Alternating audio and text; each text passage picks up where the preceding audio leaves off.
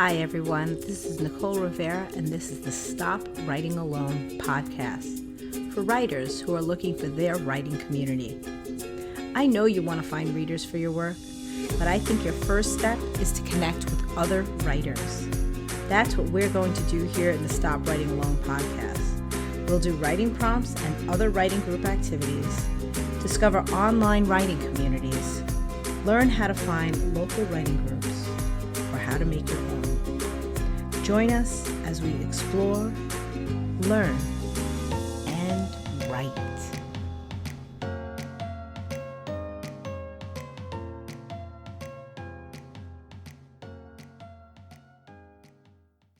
Hi, this is Nicole Rivera, and you're listening to the Stop Writing Alone podcast. So many things happened since last week's episode. When I recorded last week, I had gotten my results from the first round of the NYC Midnight microfiction challenge, the 100-word story writing challenge. And the day after the episode went live, I got my new prompt and had 24 hours to write a new story. That coincided with the Writer's Digest annual conference that I had signed up for, which was virtual. And then that weekend was also the Find Your Reader Summit by David Wallace. And so I have had my brain, I've just got like all of this input, extreme output on that first 24 hours. And it was just a lot. I've been very, very writer brained for the past week, even more so than usual. And so what I wanted to do with you this week is kind of run through my notes that I have from all of the conference panels that I went to. I didn't finish everything. I have still a bunch of replays to go through from both, actually. David Wallace's Find Your Reader Summit overlapped with the Writer's Digest. So that whole first day, I only saw like one or two. And then I really was getting overwhelmed from so much sitting in front of the computer and getting a lot. So I signed up for the replays. And I will say, and I'll put a link in the show notes, those replays are still available if you want to buy them, so that you can get that whole weekend. I don't think the same thing is available for the Writer's Digest annual conference. I will double check, but I don't remember them saying anything like that. But I have here, I have a moleskin notebook that I finished in one weekend in writing notes from, I think I have 11 panels. So what I'm going to do is I am going to go through my notebook, but I'm setting a 2-minute timer for each of the panels, and I'm going to give you a 2-minute rundown as best I can. We will see how this goes for each one. And then I want to hear from you. If there's one of them that you want to hear more of, I want you to reach out to me and tell me which one you need more. And then perhaps I can do a whole episode on one of these panels, going through the notes like really extensively. And of course, as I get back into my interview swing, like all of these people that I listened to this weekend are on my list of reach outs. So hopefully that's coming anyway. But in the interim, while we wait for those types of things to happen, if there's anyone where you really want me to go extensively through the notes, let me know. But with that all said and done, I'm going to set my first 2-minute timer to tell you about the first panel that I went to from the Writer's Digest virtual conference, the annual conference for 2021. Here we go. Holding up a microscope to your fiction, microfiction, and the 100-word story as presented by Ran Walker. So very quickly, Rand defined microfiction as 300 words or fewer. He reminded us that a drabble is a name for a 100-word story. A dribble is a name for a 50-word story. He read us a bunch of 100-word stories that were all amazing. Then he got to the question of how do you write the 100-word story? And he said there are two approaches. Approach one is that you edit down from a larger story. And the pro for that is that the story is already in place and you know what you want to achieve in that story. However, the con is that you have to figure out what to cut. It may make reading stilted since it wasn't intended to be that length in the first place. And then oftentimes your story is neutered. Approach number two is that you should build up. You use details to deepen something small and make it stronger. The pro for that, of course, is that you have a tighter story. The con is that it requires greater focus at the beginning and it forces you to think outside the traditional plot arc. Plot arcs that he discussed is Freytag's 5-part plot structure, and then he talked about other story structures as well. But he said basically when we're doing 100-word stories, it is our job to truly imply more of the story than actually write the story. So he talked about how we're very used to short stories being surprising, and he said that maybe that's something that we want to think more deeply about when doing 100-word stories. Maybe step away from that or focus on what happens to the characters after the surprise. So really quick, why should you write a 100-word story? It helps focus what's important in a scene. It's an excellent way to help you learn how to edit. It helps you work on your grammar and punctuation. It allows you to get to the core idea immediately. And first drafts do not take as long to write. There's so much more, but I'm out of time. Okay, this is really difficult. I actually did that one twice because I didn't get anywhere near to that point. First round. Okay, I'm going to try for the next one. Here we go. Still in Writer's Digest, second panel that I saw. Okay, elevate your fiction in any genre this is from Sharon Short, who's also known as Jess Montgomery. So, and she's Level Up Your Writing Life column.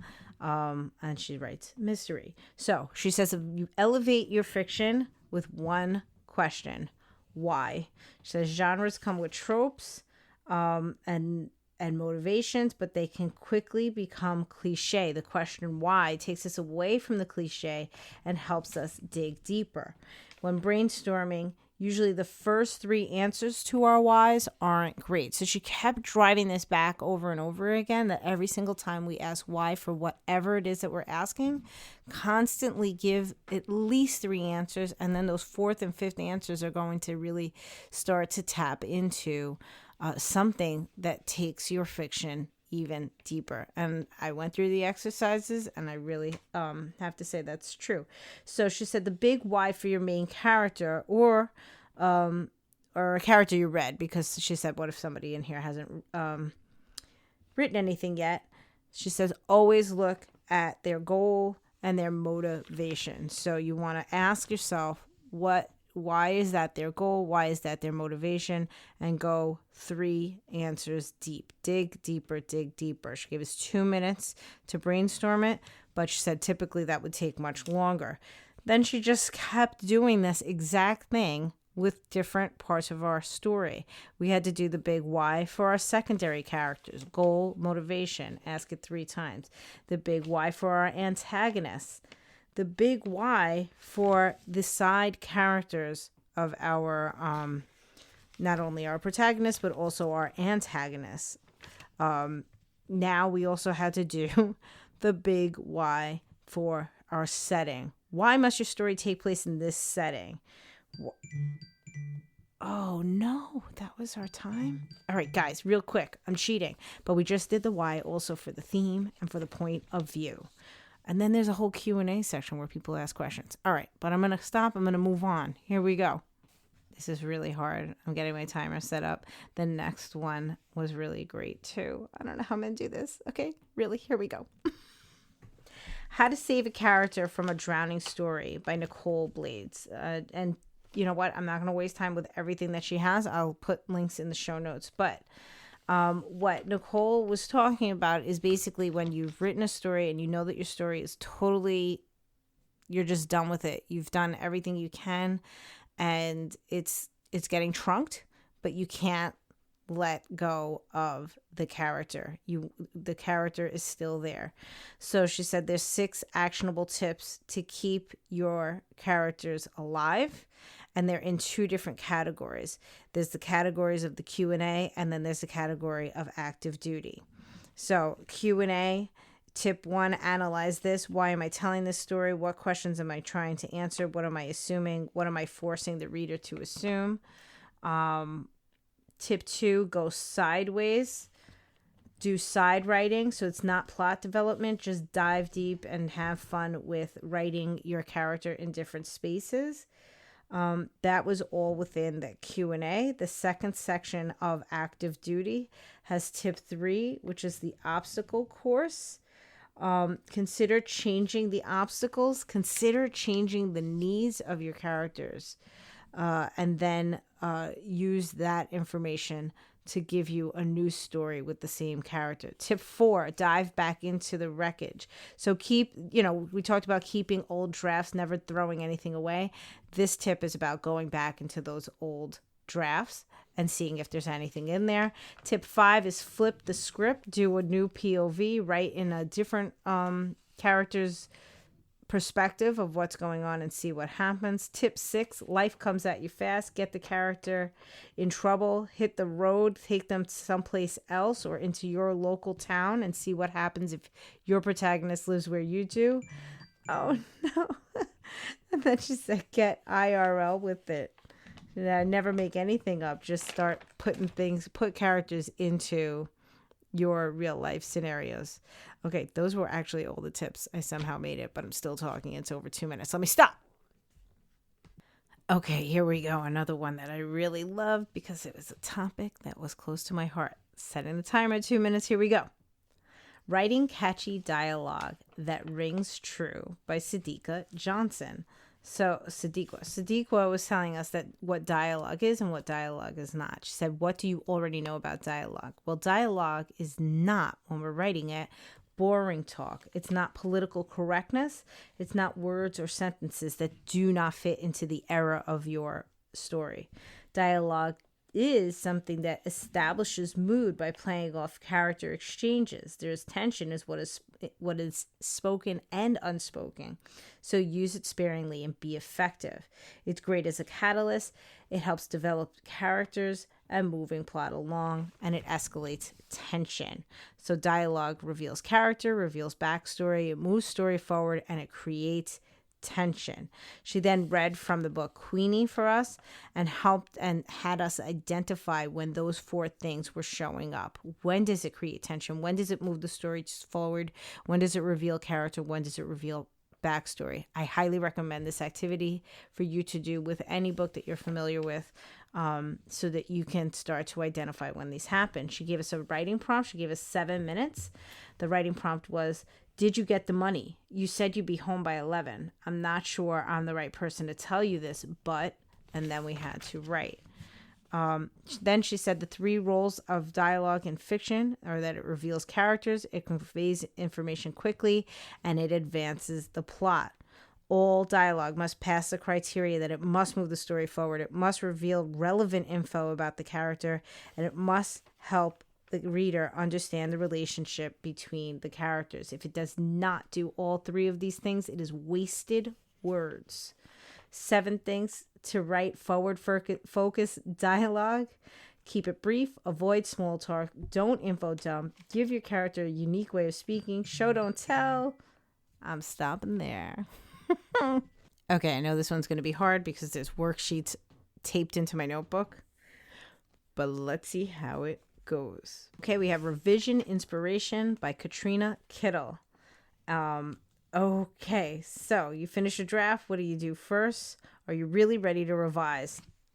Katrina gave us the best thing for revision. She says it's just like triage. Walking into an ER, you have a condition. This is like your novel or your story has a condition. It needs to be fixed, but let's do it in the order of what's most important. So she says step 1, once you are ready to revise, is to celebrate. Step 2 is to let it breathe.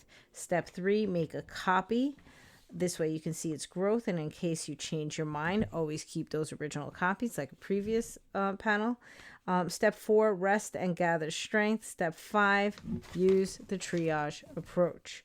Triage level 1 is to stop the bleeding. She has an XYZ exercise. This is saving the life of the story. X is character, Y is motivation, Z is conflict. This is the story of X who wants Y, but Z gets in the way. Y and Z are the number one triage concerns. So that's your motivation and your conflict. Conflict, readers must believe that the protagonist will fail. So the next thing up is the personal stakes. Why does my character want this? Can I make this matter more? Repeat that for every POV in the story. Just keep asking those questions. Play what if with the why. Find ways to make it matter more, and then write those scenes. Exercise 2, take stock, create an editorial map. This can be like writing an outline. But Katrina's technique is using index cards. For every single scene on an index card, she writes who, what, where, and what is the purpose of this scene. Then in step 2, oh guys, this one's way too long. There was no way I was getting it all done in 2 minutes. I have a feeling many people are going to want to hear the rest of this, but that's it for now. Okay, we are still in the Writer's Digest annual conference. I know I haven't said that, but this is all from that same conference. So here comes the next panel from that conference. Picking a Fight with Your Character by Carla Hawk. I hope I'm saying her name correctly. Okay, so I think I missed the beginning of this, but she's from fightright.com. I'm interrupting real quick. It's fightright.net, not .com. Okay, let's go back. And she is just like an expert in all different types of fighting styles. So she says when you're choosing a fighting style for your character, you must work with your manuscript. And the two things that you have got to look at in your manuscript are the era and the terror. So the era is what fighting styles existed at the time that you are writing in. For example, Jeet Kune Do doesn't come out until like 1967, so you can't be using those types of fighting styles before that happened, before Bruce Lee was around. And boxing, she gave as an example, has changed so much over the years, so you have to know what is the right boxing style for the time that you're writing in. Also within the era, this determines the societal conventions, so you have to consider gender, race, or caste of your character, and how that plays into how they would fight and how they're going to show up in the world. It can also determine the livelihood, what part of the body must be spared. She was talking about, people who work in the kitchen are not going to fight necessarily with their hands if that is their livelihood. So I thought that was really interesting. Also, the era, what does your character do every day? So not only how it affects their livelihood, but what would they know from what they do every day? And the era determines the clothing, and you can use clothing within fighting scenes. So she spoke about that. The other part of the manuscript you need to look at is the terror. Where is your character? What's the weather like there? What's the population like there? What is the terrain like there? And once you have all of those and get deep on those, they're all going to also determine your fighting styles that you can write in, and that is 2 minutes. I will just quickly say she also says we have to work with our character, but I'm out of time. Next up was a speaker I was really excited about because I love one of his books on writing. And so this is my first time actually getting to see him in a panel. And evidently he has a book out, I believe now, about writing that is similar to the book that I love from before. So let me start the timer before I reveal. Here we go. Secrets of Plotting Success by Larry Brooks. Plotting is intrinsically linked to all other things. So what Larry was saying is don't try to write like Stephen King writes until you know what Stephen King knows. He's really pushing up against this idea of not admitting to story structure being a thing. He doesn't want to say that pantsers don't have validity in their technique of writing, but he says whether you're a pantser, whether you're a plotter, there are principles of story, and the principles of plotting are process neutral. It does not matter if you are a plotter or a pantser. Plot is going to be something that you need to know about. And circling back to the Stephen King thing, he's saying Stephen King can pants and can write intuitively because he is so intimately in tune with what story plot is. So he said, what is plot? Not all writers agree. Plot is an open-ended question posed within the story with stakes and theme attached to the answer, how the story ends. And he says plot is the exposition of how your hero or character navigate a story. Why is there plot? Plot is the vehicle of dramatic tension. It engages us in an external quest. Plot is the vehicle, characters are the passengers, dramatic tension is the engine that runs the vehicle. He said there are no rules to writing, but there are principles to story. He said think of a road without signs. Even when there's no signs, you still, have certain ways that you would drive to keep everybody safe. He said plot is a commercial proposition. Readers arrive to your story with expectations. They expect plot tension. He says even in literary fiction, characters are usually seeking to change something in their life. This is their plot. I'm out of time. You gotta be kidding me. This is so hard. Okay. I'm going to set the timer again. Still at Writer's Digest virtual conference. You see why I'm only allowing myself 2 minutes? Because this is a lot. In for the Long Haul, Crafting a Series or Trilogy by Donna Russo Morin. What defines a series or trilogy? You can have a series that has the same protagonist like Harry Potter. You can have the same story or style or genre like Dan Brown tends to write. You can do a same structure, either a dynamic, a static, or an anthology. You can also, the fourth type of series is you could do the same time period or location like, for example, in Discworld. Question you want to keep in mind from the get-go is, are you sure you want to write a series? She then went through pros and cons. A pro is that you can leverage research from book one throughout the series. You don't have to keep doing research every time you write. Another pro is reader loyalty. This is huge. With series, if you get your readers to love book one, 97% of them, statistics show, will follow you through the entire series. That's incredible.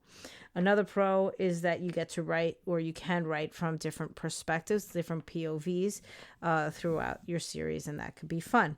Something that she considered a pro/con is that you need to like your characters, not as people, but like to write them. And sometimes you may love that, and that's a pro, and sometimes it may be hard, and that makes it a con. Con for writing series is that you have to be consistent with all of your facts, and that's a lot of work throughout the entirety of your series. You must remain constantly vigilant about your facts. Another con is that you can get into a rut with writing the same characters and settings over and over again. Or another con is that you must know what happens in between the books that you write. It's not enough to just write book one, book two, but now you also have to have all the story in your brain, not written, not getting paid for, what's happening in between. Final con that she noted was consistency of character, making sure that there's a logical evolution of a character over the extent of the series. Wow. I barely got started. These are the rules. I have to stop. Okay, coming up is the final bit from Writer's Digest. This is from the Keynote from Chris Bojelian. Oh man, I'm telling you before I even set the timer. But I wasn't sure I was going to read the Keynote notes, but I will. And let's see how this goes. Okay, so it's the Keynote from Chris Bojelian, and he started with a quote from E.M. Foster saying, "We all know that fiction is truer than history because it goes beyond the evidence." And he said 2020 is known as the year Satan spawned. He dealt with trying to pitch a book tried to sell a book during the pandemic. He had a book come out on March 17th, 2020. And he said, the fact is we all have PTSD after this year that we lived through. He said an ER doctor that he interviewed said, there are not enough hours in the day for the therapy that I need. And then he said, it was 2005 when the first book about 9/11 was published, but I think that the books for the COVID time and the pandemic will be even sooner. It won't be as much time in between because we depend on writers to make sense of the world. Fiction touches the soul. Writers will help the world recover. So he said, we are on the cusp of something very special. The last Renaissance was in response, the last literary Renaissance, he said, was in the response to the World War. Perhaps we will be seeing something similar happening now. He said, will your COVID novels be about the chaos and horror of the ER, or the nuclear families, or the young children having no birthday parties, the older children not being able to attend the funerals of their family? Or will you be writing about the ultimate horror of Zoom school? He said, writing should be a joy, not a burden. He doesn't want anybody to feel a burden with all of this quote unquote responsibility. But it should at least give some comfort that it's important what we do. Then he pulled out his notebook. That is all. That is all. But I think that was good. So take that. Okay, moving on to Find Your Readers Summit. These are completely out of order because some were replays and some that I watched live. Again, anything that I speak about moving forward from here is still available for you to, you could buy the pass to see all of them. So if there's anything that really intrigues you, I will put the link in the show notes for you to follow along to Daniel David Wallace's site. And let me set my timer for the first one up. Serializing a novel using Patreon, Substack, Wattpad, and Kindle Vella by Elle Griffin. Elle is the novelist on Substack, and that L is spelled like her name in the middle. And she started off by talking about how she's gone on this journey to figure out how to publish her own novel, figured she wasn't going to be making a lot of money, so she has embraced the creator economy, which says if you have 1,000 faithful fans to pay you $100 per year, you could make $100,000 a year.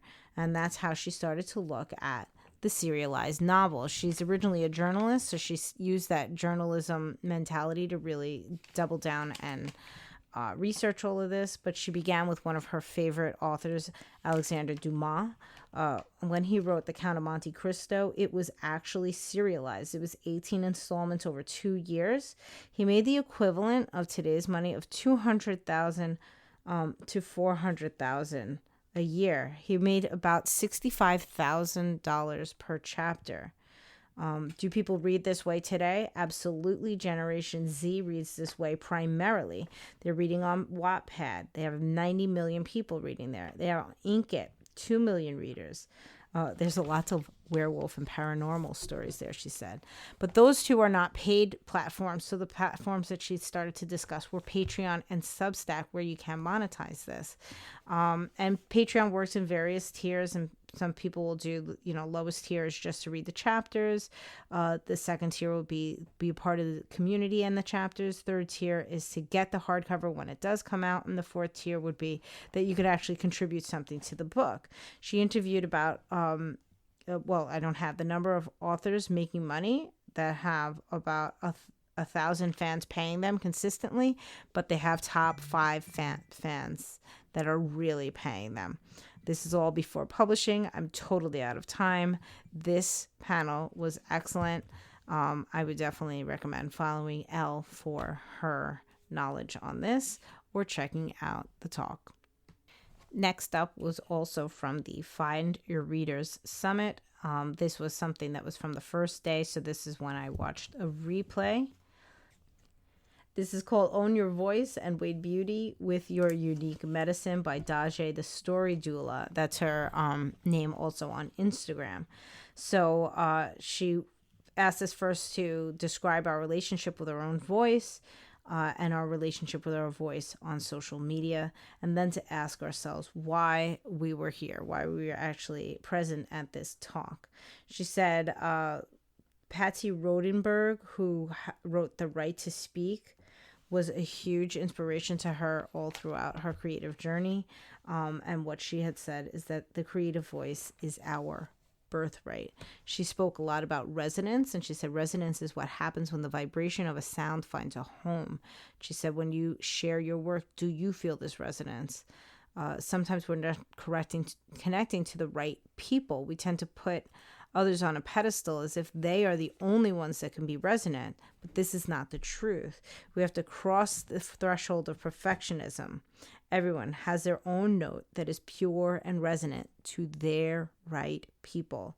So she first talked about calling forth the voice. How do we encourage the voice to come forth to perform? She said, honor the pure and unique flow of our own creative voices.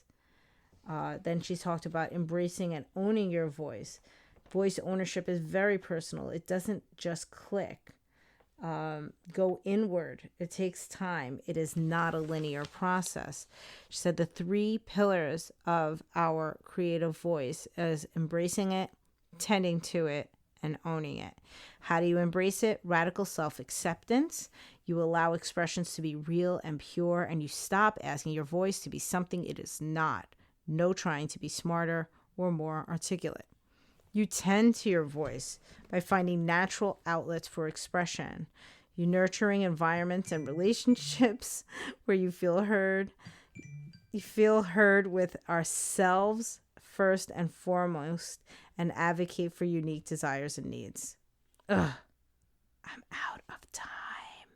All right, really quick. You own your voice by continued embracing and tending, and you allow. You never assume anyone's voice is more precious than your own. Okay, continuing with the Find Your Readers Summit. Your first 100 readers, key strategies for building an engaged readership from the ground up by Kristen Kiefer. She's from wellstoried.com. Okay, she's been on lots of different writing sites and, of course, Writer's Digest. She says, author platform is the ability to sell books because of who you are or who you can reach. Reach is the thing we can control. You don't need a platform before you publish. Someone writing educational nonfiction needs a platform first, but novelists don't need to prove that they are qualified to tell stories. The credibility comes from their books. A strong backlist is the first cornerstone of a modern day author platform. She said, question to ask, who are you writing for? This is what we mean when we say write for market. Write for market does not mean selling out. It means knowing who you're writing for and writing for them. Your first 100 readers aren't any old readers. They have to be adoring fans. Your creative niche is what you write and who you write for. You think about the genres, the tropes, and the archetypes. That's in the what you write, and the who you write for. You need to know their age. You need to know their demographics. You need to know who you are, who they are, and how would you pitch your work to someone like this. What if you want to write for multiple types of stories? If they are very different, you might want different platforms. If you have a thread like Gaiman's or King, you might be able to use that instead of multiple platforms. The 4 cornerstones of an author platform are backlist, positive and numerous ratings and reviews, more books. So that's your backlist. The second cornerstone is social media presence. Successfully engaging readers, being smart with your time, start small, spend time each day in one corner. Don't try to be all over the net. The third cornerstone of author platform, I will read all 4 even though I'm out of time, is an author website. So online headquarters is your website. It's basically just who you are, what you write, and where you buy your books. Not much more, because the 4th cornerstone of the author platform is your email list, and this is how you act on your reach. Okay, that one felt like it got cut short too. Still had a couple of pages, but I'm going to move on. Okay, 2 minutes on the clock. Here we go. Creating a community of writers nearby and online. Oh no, this is the one I was late to. This is Erin Elizabeth Smith. She's from Sundress Publications, and somebody asked, how did you begin your community?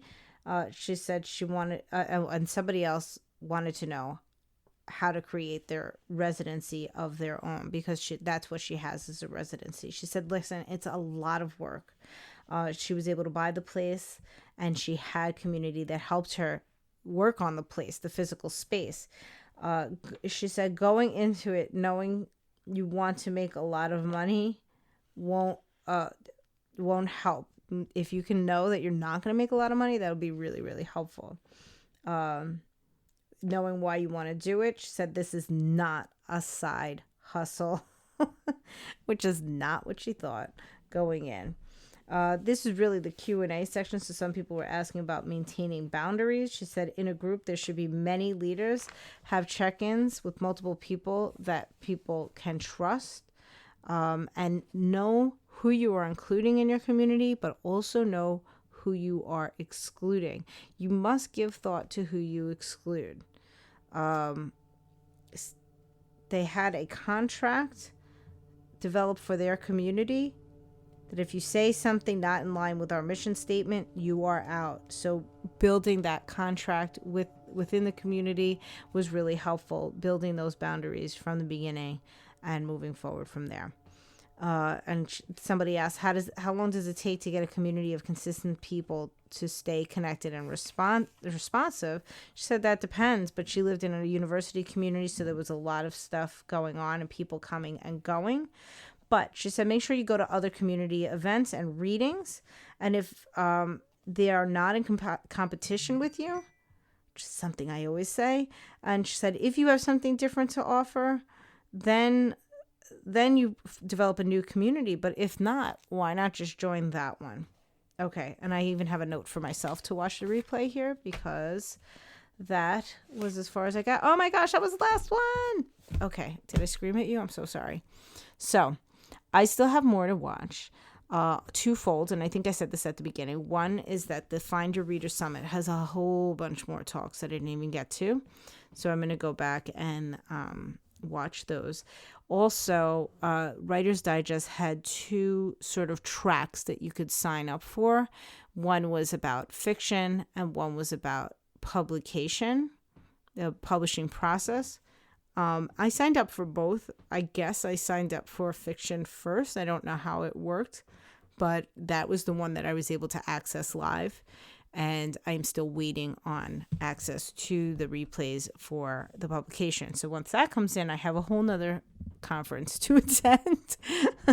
But I hope that you got some nuggets of wonder from all of this, because I'm still processing everything. That was really fun to sort of go through my notebook really quickly and remember some of the bits. But there is so much to unpack in every single one of those panels, as I'm sure you can imagine. So like I said, let me know. You could call in to the Stop Writing Alone hotline, which is 917-907-9607. Let me know which panel or panels, if there's more than one, you would like to hear more of. I mean, some of them I didn't even scratch the surface. Or anywhere else that you normally contact me. There's all different ways.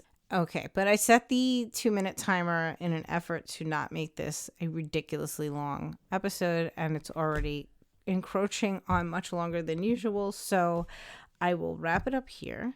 I will say thank you as always for listening. I will remind you that if you haven't written a review for the Stop Writing Alone podcast, those are always incredibly helpful.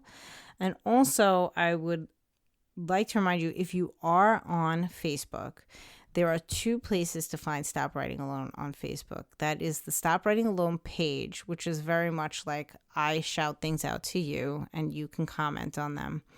But there's also the Stop Writing Alone group, and the name will look different. It says Stop Writing Alone with Nicole Rivera. It's like that full thing, and that is the Facebook group. And that is a space where not only I can write posts, but also the community members can write posts. And so that is a space that I really want to promote and remind everybody about, because that is the true essence of Stop Writing Alone. It is not just me sharing with you. It is also other writers in the community sharing different events, different articles, things of that nature that may be relevant to you. And as a perfect example, the Find Your Readers Summit was shared in the Stop Writing Alone Facebook group by Jackie Dana. And, I wouldn't have known anything about it if she didn't share it there. So it's a great place to connect with other writers, but also to find all different types of opportunities going on. People can't do the same type of thing like that on the Stop Writing Alone Instagram. That's something that only I have access to. So I wanted just to remind you about that. Also, I will put a link in the show notes for the Stop Writing Alone email list. I don't write a lot of emails, but there are some new events that I'm going to be rolling out pretty soon. And the first people that are going to know about them, of course, are the people on the Stop Writing Alone email list. So if you aren't already signed up, which you probably are, but if you aren't, make sure you go ahead and do that, because that is really where I announce all the events, the write-ins, the writing prompt parties, all of that stuff. That's where you get the links to go. So, so that's it. Okay, I'm rambling. I've already gone way over. Thank you again for listening. Have a wonderful week and happy writing.